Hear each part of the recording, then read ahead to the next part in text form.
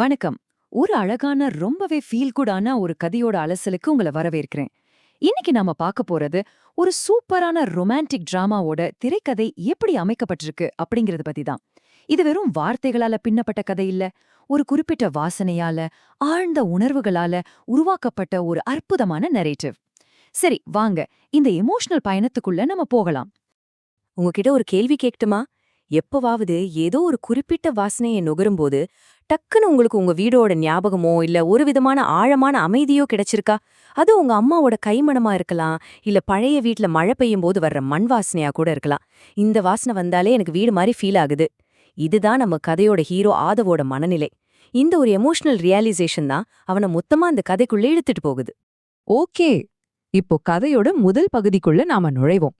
பகுதி 1, தூண்டும் வாசனை. இந்த காட்சிய கொஞ்சம் அப்படியே கண்ணை மூடி கற்பனை பண்ணி பாருங்களேன். டைம் சரியா சாயங்காலம் 7 மணி. ஒரு அபார்ட்மெண்ட்டோட 3வது மாடி. அங்க இருக்கிற அந்த வார்மான மஞ்சள் லைட் வெளிச்சத்துல காத்துல அப்படியே சுட சுட பிரியாணியோட வாசனை பரவி வருது.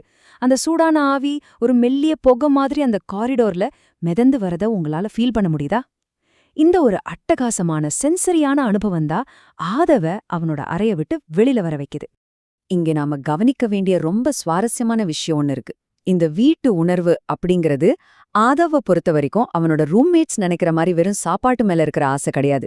பக்கத்து வீட்ல பாத்திமாவும் அவங்க அம்மாவும் குடியிருக்காங்க இல்லையா, அங்கிருந்து வர்ற அந்த வாசனை அவனுக்குள்ள சொல்ல முடியாத ஒரு அமைதியை ஏற்படுத்துது. அவன் அறியாமலேயே அவன் முகத்துல ஒரு புன்னகைய வரவழிக்குது. அந்த நகரத்து வாழ்க்கையில அவன் ரொம்பவே மிஸ் பண்ற ஒரு ஆழமான பிணைப்பு இது குறிக்குது. அவங்களோட முதல் சந்திப்பு எப்படி நடக்குதுன்னு பாருங்களேன். ஒரு மழை காலம், கரண்ட் வேற இல்ல. அந்த இருட்டான நேரத்துல பாத்திமா ஒரு சூடான டிஃபன் பாக்ஸோட வந்து ரொம்ப தயக்கத்தோட, அம்மா பிரியாணி செஞ்சாங்க, கொஞ்சம் எக்ஸ்ட்ரா இருந்துச்சு, உங்களுக்கு வேணுமா அப்படின்னு கேக்குறான். அந்த மெல்லிய இருட்டுல அந்த சூடான சாப்பாட்டுலேருந்து வர ஆவி, அவங்களுக்கு இடையில நடக்கிற அந்த முதல் ஐ கான்டாக்ட் நிஜமாவே ஒரு சினிமா சீன் மாதிரி ரொம்பவே கச்சிதமா இருக்குல்ல. அடுத்து 2வது பகுதி, நட்பு எப்படி கொஞ்சம் கொஞ்சமா காதலா மாறுதுன்னு இதுல பார்க்கலாம்.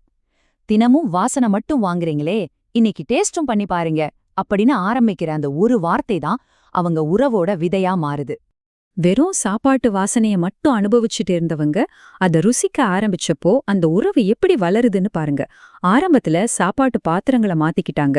அப்புறம் சில வாரங்கள்ல அந்த காரிடோர்ல சின்ன சின்னதா பேச்சு ஆரம்பிச்சது. மாசங்கள் ஆக ஆக மொட்டை மாடியில அந்த குளிர்ந்த காத்துல எந்த வார்த்தைகளுமே இல்லாம அமைதியா அவங்க ஃபீல் பண்ற தருணங்கள். இப்படி ரொம்ப நேச்சுரலா அவங்க உறவு அடுத்த கட்டத்துக்கு போகுது. அவங்களோட தினசரி பேச்சுகள் எப்படி இருக்கும் தெரியுமா? ரொம்ப கேஷுவலா இருக்கும். ஆஃபீஸ் போனீங்களா? எக்ஸாம் எப்படி பண்ணீங்க? கொஞ்சம் டீ குடிக்கிறீங்களா? பிரியாணி காரமா இருக்கா? இப்படி கேட்கறதுக்கு ரொம்ப சாதாரண கேள்விகளா தெரியலாம். ஆனா உண்மையிலே ஒருத்தர் குரலே இன்னொருத்தர் கேட்கலன்னா அந்த நாளே முழுசாகாது அப்படிங்கிற அளவுக்கு இந்த சின்ன சின்ன விசாரிப்புகள் தான் உங்களோட டெய்லி லைஃப் லைனாவே மாறிடுச்சு. இப்போ கொஞ்சம் ரிலாக்ஸ் பண்ணிட்டு இந்த மொட்டை மாடி சீனை ஃபீல் பண்ணுங்க.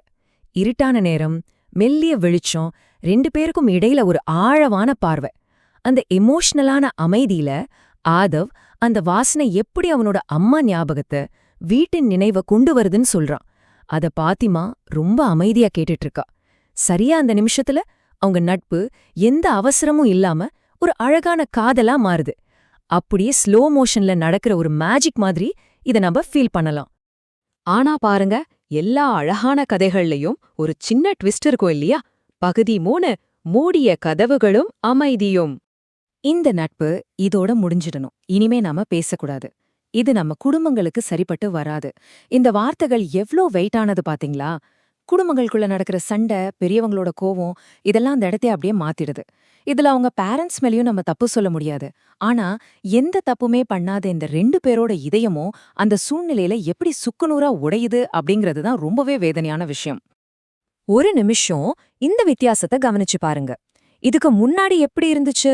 பிரியாணி வாசனை, சிரிப்பு சத்தம், திறந்த கதவுகளும் ரொம்பவே லைவ்லியா இருந்தா அந்த காரிடார் இப்போ எப்படி இருக்கு? வீடு காலியா கிடக்கு. பெயர் பலகையை கழத்திட்டாங்க. காத்துல மிதக்கிற தூசிகளை தவிர அங்க ஒண்ணுமே இல்ல. நெஞ்ச அடைக்கிற மாதிரியான ஒரு பேர் அமைதி மட்டும்தான் அங்க மிச்சம் இருக்கு. அந்த முரண்பாடு லிட்ரலா நம்மள உலுக்கிடுது. இந்த வெறுமைய ரொம்ப பிரமாதமா விளக்குறது அந்த 0 அப்படிங்கிற நம்பர் தான். ஆதவோட வீட்ல இப்போ 0 பெட்டிகள், 0 கர்டென்ஸ், ஃபைனலா ஒரு குட் பை கூட சொல்ல முடியாம 0 வார்த்தைகளோட அவன் அந்த இடத்த விட்டு போயிட்டான். அந்த பூஜ்யம் பாத்திமாவோட மனசுலயும் ஒரு பெரிய இருட்டாவே மாறிடுச்சு. சரி, பிரிவு நடந்தாச்சு. அடுத்து பகுதி 4, நீண்ட காத்திருப்பு. இந்த எமோஷனலான மௌனமான காலகட்டத்துக்குள்ள இப்போ நாம போகலாம். ஆதவு போன அன்னைக்கு ராத்திரியும் பாத்திமா பிரியாணி செய்றா. அவங்க அம்மா அவன்தான் போயிட்டானே, இன்னும் ஏண்டி இதை செய்ற அப்படின்னு கேக்கும்போது பாத்திமா சொல்ற பதில கேளுங்க. யாருக்காவது வீடு மாதிரி ஃபீல் ஆகட்டும். என்ன ஒரு ஹார்ட் பிரேக்கிங்கான பதில் பாத்தீங்களா?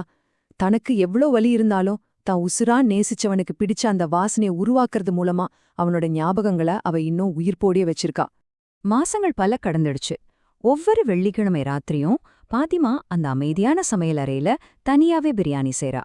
அந்த மசாலா, அரிசி, அந்த சுடச்சுட வர்ற ஆவி அவள சுத்தி பரவும்போது அவளோட சோகமான கண்கள்ல எக்கச்சக்கமான நினைவுகள் தேங்கி நிக்குது. பின்னாடி ஒரு சோகமான வயலின் மியூசிக் ஓடுற மாதிரி கொஞ்சம் கற்பனை பண்ணி பாருங்களேன். ஒரு மிகச்சிறந்த படத்தோட வலிய நம்மால அப்படியே ஃபீல் பண்ண முடியும்.